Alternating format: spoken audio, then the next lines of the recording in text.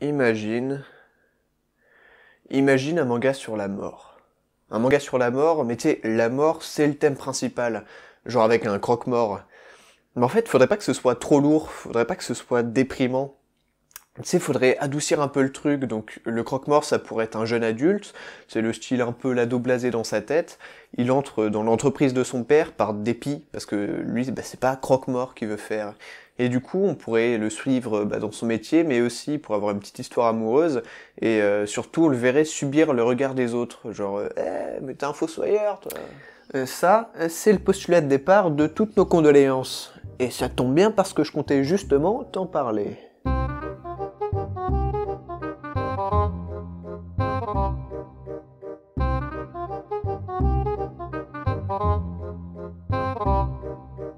Toutes nos condoléances est un seinen de Mizuno Tobio, un auteur pas particulièrement connu pour quoi que ce soit d'autre en France, fini en 2 tomes, paru au Japon en 2004 et le 25 novembre 2013 chez nous grâce aux éditions Black Box. Si j'ai choisi ce titre pour débuter cette émission, c'est que c'est bien déjà, mais aussi parce que je le trouve vachement intéressant sur pas mal de points, et il représente notamment très bien le côté... Tu sais, les japonais dans les mangas, ils arrivent toujours à rendre intéressant des trucs dont tu te fous mais complètement de base. Genre l'agriculture avec Silver Spoon par exemple. C'est une réflexion commune, que ce soit dans les mangas de sport avec les célèbres clubs japonais, ou des thèmes plus vastes comme l'agriculture avec Silver Spoon. Les mangaka semblent effectivement savoir comment s'y prendre pour intéresser le lecteur à une cause qui ne l'aurait certainement pas touché autrement. En gros, tu prends un sujet lambda, tu lui insuffles la fameuse recette miracle, et boum, ça te fait un super bon titre. Et toutes nos condoléances n'échappent pas à la règle. La recette marche très bien, et qui plus est sur un thème vraiment tabou, que ce soit au Japon comme en France d'ailleurs, qui est celui du croque-mort et des pompes funèbres. Un métier ingrat, glauque et voire resté méconnu parce que c'est généralement pas le genre de truc que va te ressortir ta conseillère d'orientation. Auquel cas, je sais pas comment tu dois le prendre. Et c'est une chose qui est très bien imagée par Jiro, le personnage principal. Lui aussi n'aime pas ce métier et l'image qu'il renvoie, il songe même carrément arrêter parce que bon, faire plaisir à papa ça va bien 2 minutes, mais si ça l'affiche aux yeux de celle qu'il aime depuis le lycée, ça devient vraiment lourd à supporter. Surtout quand tu la re-rencontres pour l'enterrement de son père.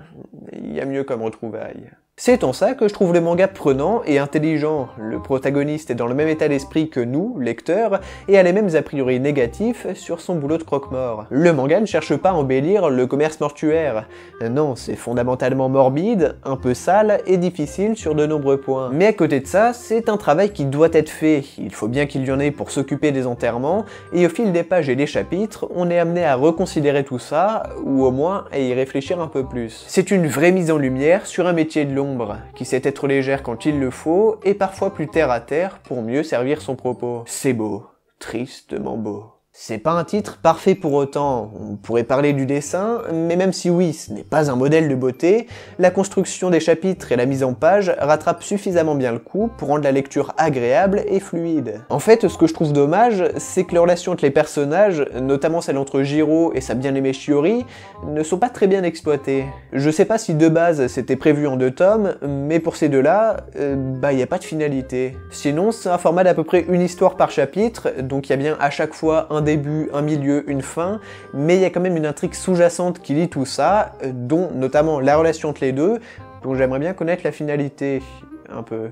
Bon, c'est pas très grave, de toute façon j'aurais bien compris que l'intérêt n'est pas forcément là, Jiro est suffisamment bien exploité pour combler ce petit vide, et globalement c'est vraiment une lecture qui m'a beaucoup plu et que je vous recommande vivement. En plus, Black Box vous propose comme à leur habitude 2 très beaux objets, même si là aussi j'ai pu relever quelques petits défauts comme les fameuses marges blanches ou le lettrage qui laisse parfois un peu à désirer. Là je pense surtout aux enseignes. Ils ont le mérite d'avoir rendu accessible à nos mains un titre de genre et je vous assure qu'à ce niveau-là, ils se sont vraiment pas fichus de nous. Toutes nos condoléances, c'est un manga léger, sans prise de tête, qui vous permettra d'en savoir plus sur les pompes funèbres et tout l'obscurantisme qu'il y a autour, qui illustre aussi bien les traditions et les cérémonies mortuaires au Japon, donc même culturellement c'est intéressant, et qui en résumé arrive à rendre attrayant un sujet dont on se fout de base. Alors, t'en penses quoi ?